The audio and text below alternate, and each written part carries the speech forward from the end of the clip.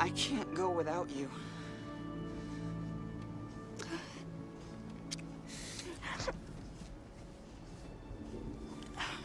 You have to.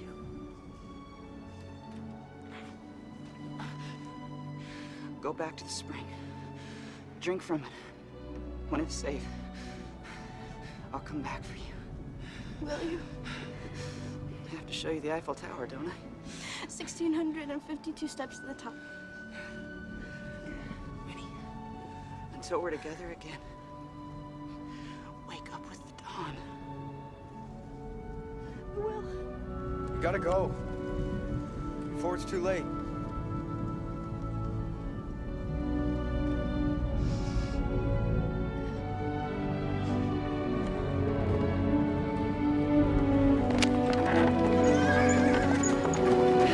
Winnie Foster! I will love you until the day I die.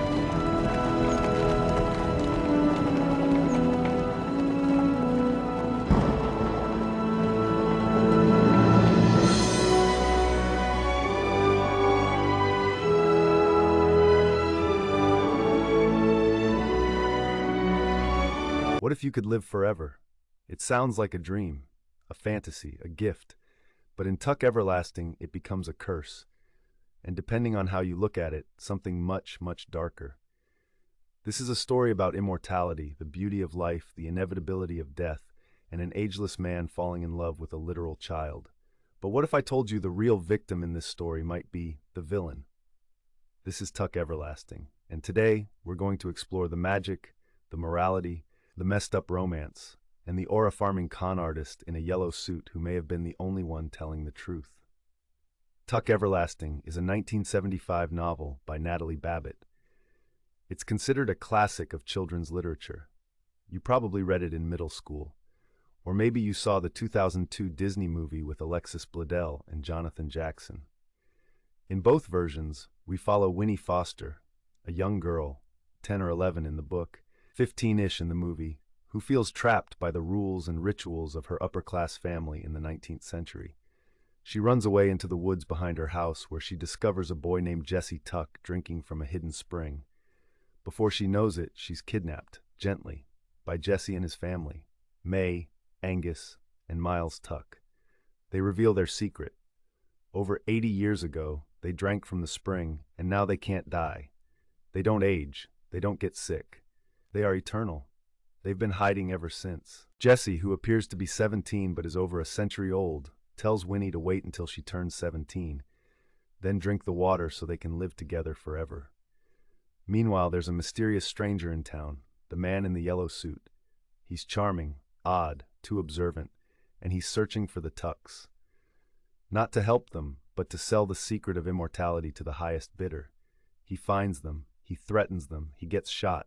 Winnie returns home, but when she's older, she chooses not to drink the water. She lives, she dies, she becomes a memory. And Jesse?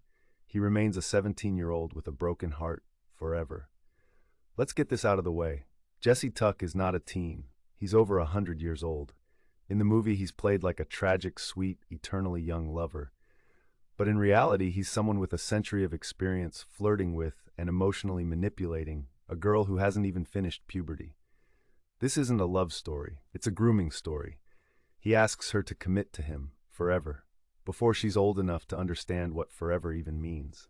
That's not romance, that's emotional coercion. And the fact that the film plays it like a Notebook-style love story is deeply weird. The music swells, they skinny dip, they lie in fields and talk about eternity. But under that golden sunlight is a really uncomfortable truth.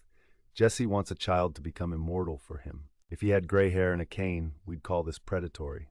But because he's frozen in a teenage body, it's framed as poetic. Disney magic.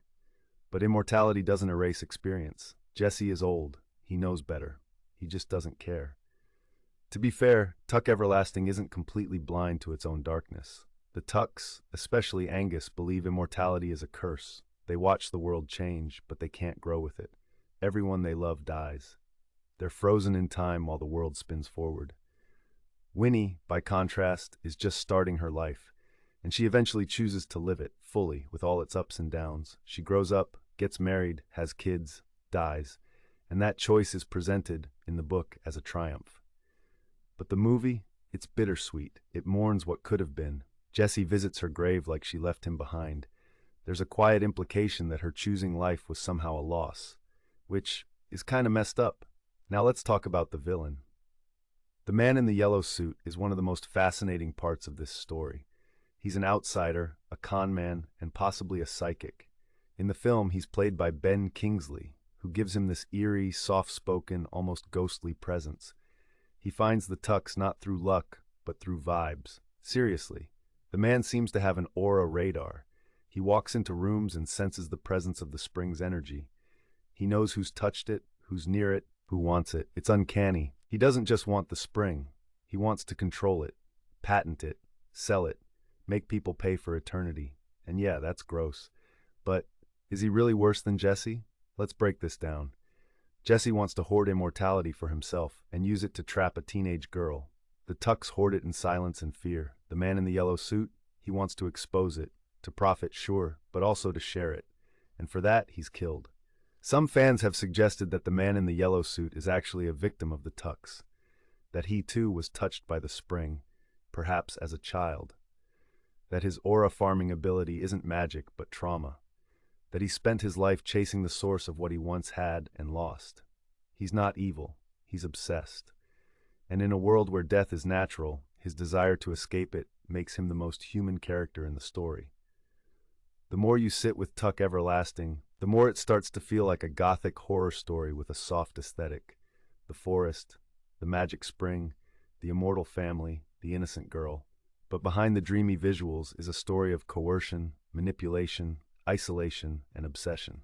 And it's all painted over with sentiment.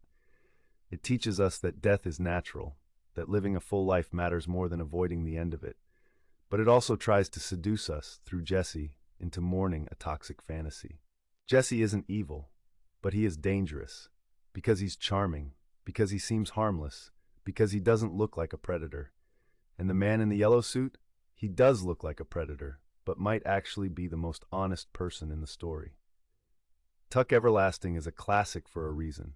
It's poetic, haunting, and filled with ideas that stick with you. But when you peel back the layers, it's also deeply unsettling. A story about power disguised as love. A story about secrets disguised as protection. A story about a man in yellow trying to take control and getting silenced for it. So next time someone offers you eternal life, maybe ask why they want you to take it. Because sometimes the spring isn't the danger. It's the boy offering it to you. If you enjoyed this breakdown, hit that like button, subscribe for more deep dives, and let me know in the comments. Was the man in the yellow suit really the villain? Or just misunderstood? Until next time, stay mortal and don't drink the water.